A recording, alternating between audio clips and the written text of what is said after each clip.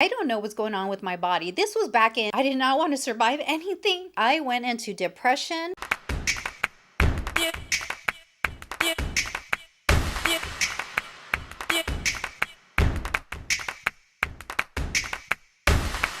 Hi guys, welcome back to my channel. This is the video that I promised that I said that I was going to do, and this is talking about what happened to my face. If you are squeamish about blood and whatnot, please do not watch. And if you can handle that, go ahead and have at it. I'm also going to talk about fibroids. I am also going to talk about full hysterectomy while doing my makeup. I hope you guys like my video, and if you guys have any comments or anything, make sure you comment down below after the video and whatnot. If you like the video, give it a thumbs up. Let's go ahead and get started. So everybody talks about my marks on my face. First of all, let's go ahead and get this out of the way. Cosmetics did not do any of this at all, but as you hear my story, you're going to understand what happened. I didn't even plan how I was going to do this video. I'm going to go ahead and do my concealer method as I taught you guys how to do it in my TikTok video. This is not the only way that I do it, but it works too. God, I feel like I'm going to cry for some reason. Man, I'm going to be all over the place today. Many years ago, my menstrual cycle, if you're a woman, menstrual cycle just screwed up in so many directions. I did have like a normal cycle during the teens or whatever. I don't know what's going on with my body. This was back in 2017, somewhere there. If you are excited to have your menstrual cycle, you don't know if it's going to be a bad thing or a good thing, because it can get worse. The more cycles that I had every month, it just got worse and worse. I was like, I wanted to give up and just be a man. Guys don't go through this. I have 4 grown children and I have 3 boys and 1 girl. Surprise! It felt like you were in labor. This was back in 2015, somewhere there. I didn't have any marks whatsoever. And here's another one. In 2015, 16. If you guys have any questions on what I used or whatever, just go ahead and comment down below, because I'm going to be scatterbrained right now. I think we should all talk about the menstrual cycles, what it comes along with, if it gets worse, if it gets lighter, if it gets darker. We're in 2018 now. If you had to give it from 0 to 10, I swear to God, this one night, I was asleep on the couch. I was having pain so bad, I had to go to the hospital. Mind you, before I went to the hospital, every month that my menstrual cycle was so bad, I would get big blood clots. I kid you not. They were the size of if I had to say, it was probably the size of this thing right here put together every single month, but it wasn't just one day. My menstrual cycle was like at least 7 days. So we're in 2019. It was actually probably like a 20. My whole leg was hurting. Like somebody was cutting the circulation off that one leg. The menstrual cramps so bad. I was crying. I could not even sit up. I had to curl up in a ball. I'm gonna use this for orange today. I wanted to die. I had been bleeding 9 months straight. So we go to the hospital, and me not knowing what is going on with me at all, could not for the life of me. I did not want to live that day. My daughter was there. My kids were there. So here I am waiting for the doctor to see me, and all these girls at the hospital was taking their sweet darn time while I'm crying. Somebody needs to help me. And my daughter was getting mad. She was getting so upset. What are you guys doing? Are you guys just talking over there? I had to do a urine sample or something.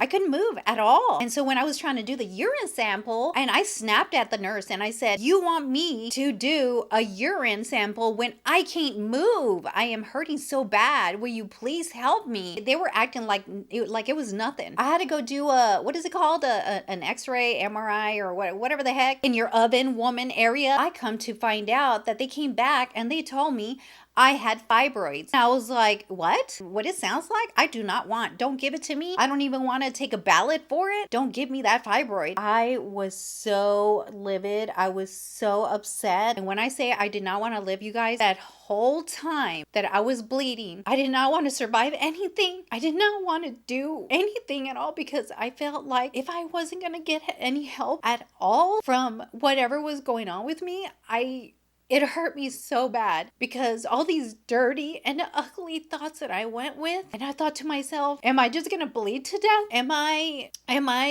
going to live? Because, okay, what am I supposed to do with this fibroids? They told me that I had to take some medication. So I took the medication, and what happened was that medication was actually birth control pills to make the fibroids kind of die down, make it go away. It wasn't really helping. Then it started discoloring my face. increase like more and more and more. When you take the birth control pills, please do not ever go outside. Make sure you have a hat. And that's because I was trying to be an indoor person. You can have discoloration, and it says right there in that paper. I do not wish that on anybody. I'm going to show you a little bit of the paperwork so that way you guys know. Pelvic pain, uterine fibroid. I'm going to use this palette right here. It's the worst experience ever, and I don't ever wish that on anybody. I didn't know what to say. I didn't know what to do. My mind was not in the right state of mind. Was my fibroid that size? Like the size of a golf ball? For all I know, it could have been like this small, I think. They said the fibroids can go away either on its own or it just won't disappear. You're just playing like Russian roulette over here. They told me to eat fruits and vegetables. I was not having it. I'm a meat girl. Meat makes me go. You know what I'm saying? I went into depression. I just wanted to get this out of the way because a lot of people been saying, oh, it's too much makeup that she wore. That's why her face is like that. No, it wasn't like that. So stop judging. Once you ask me how I'm doing at that stage when they told me to eat vegetables, you know why? Because I was anemic. I was losing so much blood every single day. Girl, I could have given a blood transfusion to everybody. You're gonna have to hang on to your pantalonies because I'm not even done yet. You know what? You're gonna thank me because when you go do your checkup at your doctor's office, so basically they said that if I could not get rid of the fibroid, if it doesn't go down or anything, I had to get a full hysterectomy. I had a full hysterectomy, had to be about $15,000. I have a leak in the ceiling. Geez. My kids helped me out with that area. My boyfriend, he paid for it too. Yeah, they're gonna give you some medicines so that way you don't feel any pain, or you know, they do the surgery, yada yada yada. Yeah, you weren't allowed to eat anything or drink anything before you go into your surgery. Before your surgery, you are not allowed to live. Do have to get an enema. When they put it in the lab and everything or whatever, it weighed about 1.5 pounds or something like that. I didn't get to see it. Here I am. I'm like trying to be in a hurry and everything.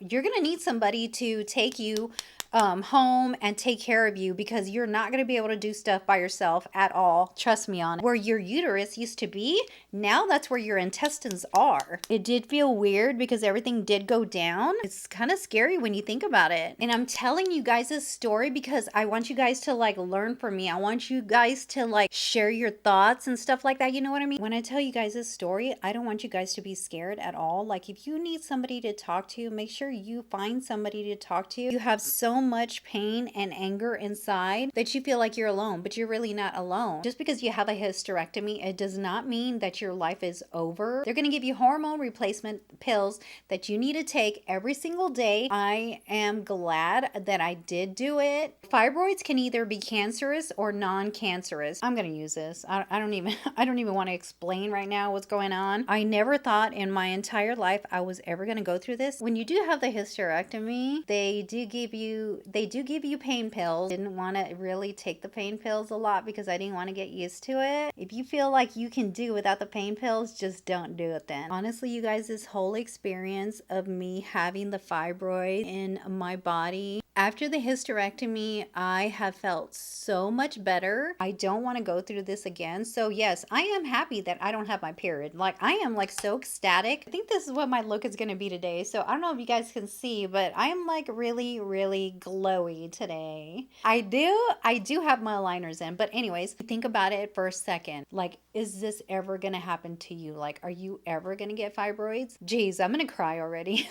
And I just got my makeup. I really want to say thank you to everybody who has been by my side. And when I said that I was going through some depression, that's what I was going through. I want to thank my kids for pitching in too. They pitched in to save my life. My boyfriend, that this means a lot to me. And for every day, I am thankful. I am thankful for everybody on TikTok. I am thankful for everybody on my YouTube channel. I really want to thank you guys. I do have a reason for living now. And I love you guys so much. So if you have never been in my life, learn from me. And if you are young and you are listening to this, please take care of yourself. Even if you don't subscribe to my channel, I love you guys so much. See you another time, you guys. Love you. Bye-bye.